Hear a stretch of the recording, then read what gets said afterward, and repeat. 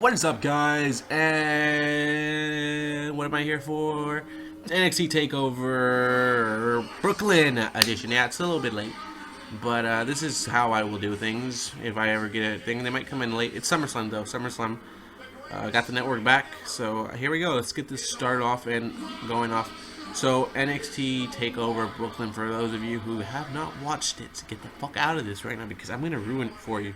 Like, quite literally, I'm gonna spoil it, and you're gonna hate me, and then you're gonna want to kill me if you don't already want to kill me right now. NXT TakeOver Brooklyn starts off with Triple H in the middle of the ring saying, blah blah blah blah this, blah blah blah that. Anyways, main point of it all was they're going to be in the UK taking names, kicking ass in December.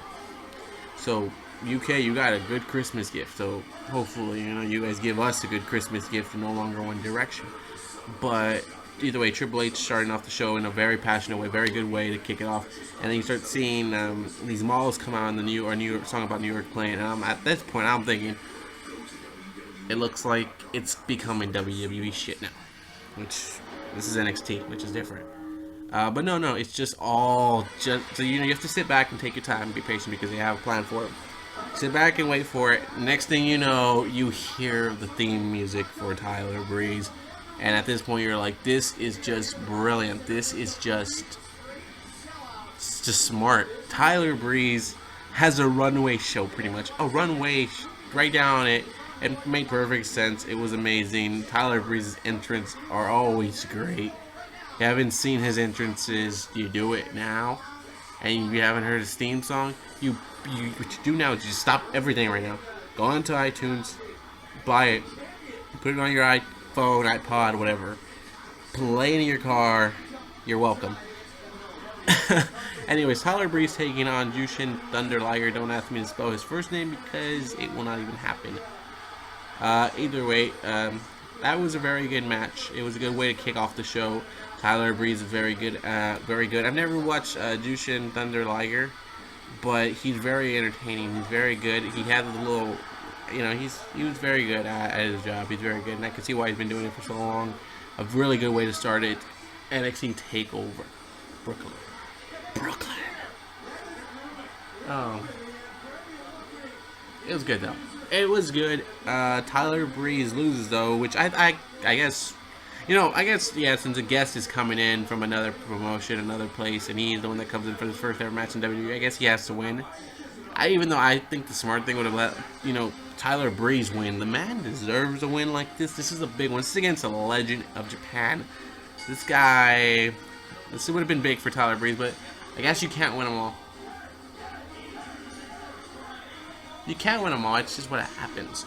Either way, next match. Tyler Breeze loses to the Liger Bomb, by the way, in case you were wondering. See, 316. Next match was the Tag Team Champions match. The Von Villains against Blake and Murphy. And the biggest thing about this, besides the championship win, which was pretty cool, actually a pretty cool ending to it. You got, I don't know if it's Blake or Murphy, I honestly don't know. Either way, you got the Von Villains just in the ring with one of them, and they're about to hit him with when they go like, how about you move to the side, and then boom, bam, bam. You got what was his name? Was it Gotch? Gotch comes. No, who is it? No, Aiden English comes in and puts it down. Man, he finishes the match for it, and next thing you know, you got that 1, 2, and you got English right next to Gotch doing the count, and it's just like, oh yeah, and the crowd was already pumped because Blue Pants finally took it to Alexa Bliss. Oh baby, then the crowd just, and the Von Villains win, and they are your new tag team champions, and I can't wait to see what they do. And the tag team division isn't the best in the world, but it's something to watch there on NXT, and it's pretty good. Next thing we have after that, we have the debut of Apollo Crews against Ty Dillinger. Two really good guys. I haven't really watched Ty Dillinger as much, and I've never watched Apollo Crews. But holy snaps, I'm a fan of Apollo Crews now, and I'm a fan of Ty Dillinger. This was like a 4-minute match, but it got the point across that, hey, this is Apollo Crews. He's gonna be someone you. Yeah, I'm scratching my ass. You're welcome. Yeah, I was just scratching my ass. Yeah, That would, yeah, I got caught scratching my ass on live on this camera. I forgot all that I was on it. We're not editing that out. Anyway, we have to all scratch our asses eventually. Jesus. Anyways, Apollo Crews defeats Ty Dillinger. It was a good debut match for Apollo Crews. A good way to start it off. And everybody was ready for that one. Everyone was ready for the debut of Apollo Crews. Next, we have Samoa Joe versus Baron Corbin. And, you know, Baron Corbin, a big guy, so big guys aren't always, supposed to be good. Samoa Joe does what he does best, shows you exactly why they called him. Now Baron Corbin called the WWE. No. The WWE called Samoa Joe, and Joe just tonight proved it. And if this is Joe finally going to be unleashed on the NXT roster and everything, I cannot wait for this. I'm rewatching NXT TakeOver right now, by the way, too. And this is just funny to me. Either way, it's just how good it is that you can rewatch it again, and you already know who wins, but you can rewatch it. But Samoa Joe beats Baron Corbin by submission, gets him going. I didn't think, this was I thought it could go either way. I thought Baron Corbin actually stood a chance in beating Samoa Joe, just because Baron Corbin has been on a roll. He's finally found that kind of gimmick to him. I guess not yet, but he gave Samoa Joe a good fight, and Samoa Joe just pretty much showed why they called him. All right, so now I don't know which to start. I don't know which to close it off with, because both of them were very phenomenal matches. One's for the NXT Championship, the other's for the NXT Women's Championship. And first and foremost, both of them fucking blew the roof out the building, in my opinion. But we'll start off with Finn Balor and Kevin Owens. That's the main event. That's one of the co-main events, but that was the last match on the card. In a ladder match, Kevin Owens versus Finn Balor. Finn Balor, the champion, won that championship in the Beast of the East. Or something like that. Was that the Beast of the... Yeah, Beast of the... I don't know what the fuck it's called. Either way, Finn Balor wins it there. He defeats Kevin Owens in that one. Finn Balor big in Japan, and it was great for him to win it in Tokyo, a place where he's been for so long, and he did so much there. Kevin Owens calls it a fluke. Kevin Owens says, you give me a match of my type, and I'm going to kick your ass in it pretty much, and I'll beat you, and I'll take your NXT Championship. And so William Regal gives him that option. Kevin Owens picks a ladder match. Now, WWE built it as how Kevin Owens has been in ladder matches, and Finn Balor has never been in a ladder match. And that's the way this one's built up to, the NXT Championship. What other reason do you need besides going for the biggest prize, going for the championship? That right there is your driving point for this kind of feud. And you got a great match between two big guys. Kevin Owens, first you look at him and he looks big. You think, this guy's not really going to do much. This guy's just going to stand up and just hit you with power moves. He can do that, but he can also freaking flip on you, jump on you. He can go quick, and this guy is just... He's special, and I don't see why people have a problem with him and his image.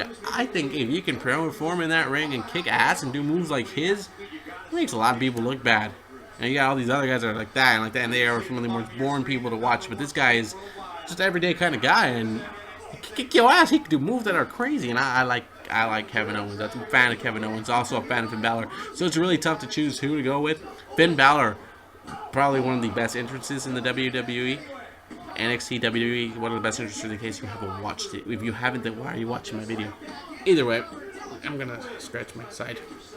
I went to the gym. I'm on my PJs, man. My PJs. It's 12:35 a.m. here on the West Coast. What time is it in your house?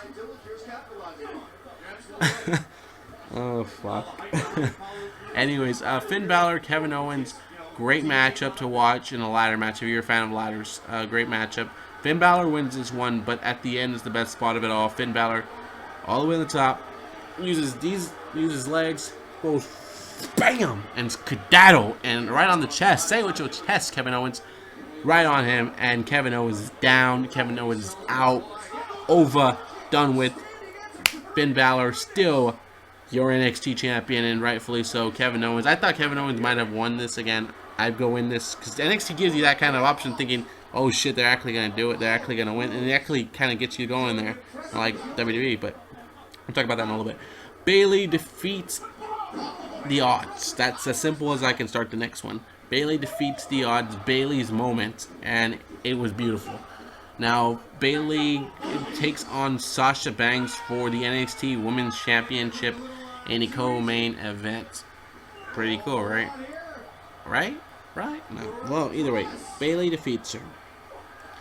But that's, that's the way it's gonna go, because you already know this is the way it's gonna go. Now you just want to know the journey to it. Now Bayley has suffered a hand injury, part of these 4 horsewomen of NXT with Charlotte, Becky Lynch, and Sasha Banks. Those 4 ladies were part of the horsewomen. Now 3 of those are on the main roster now. So, it's like they all left behind Bayley. They all were like, you know what, we have our chance to go up to the main roster. Let's go up there and let's do something. And Bayley pretty much been left behind because of her injury. So that already enough is like, kind of like bam. But, Bayley has fought them all and she is lost and she's been betrayed by them. And she was, Becky Lynch was a friend of Bayley, and then bam, Becky Lynch lets her go down. Charlotte, bam again. Sasha Banks also. They all just get away and they turn on her. And just, what can you do if you're Bayley? Just suck it up and you take it. But she did lose the championship match to Charlotte. Was it Charlotte? No, not Charlotte. Yeah, it was Charlotte, wasn't it? No, either way, she lose the championship match. My memory is very bad. But she defeats her. Bayley loses in front of her mother.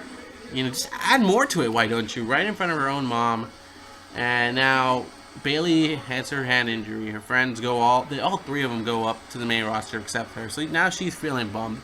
She's like, they all went up there and I didn't because I have a hand injury and I'm out. What am I supposed to do now? So now she's on a roll to do one thing and one thing only, and that is become the NXT Women's Champion. And that's what the role she has to do.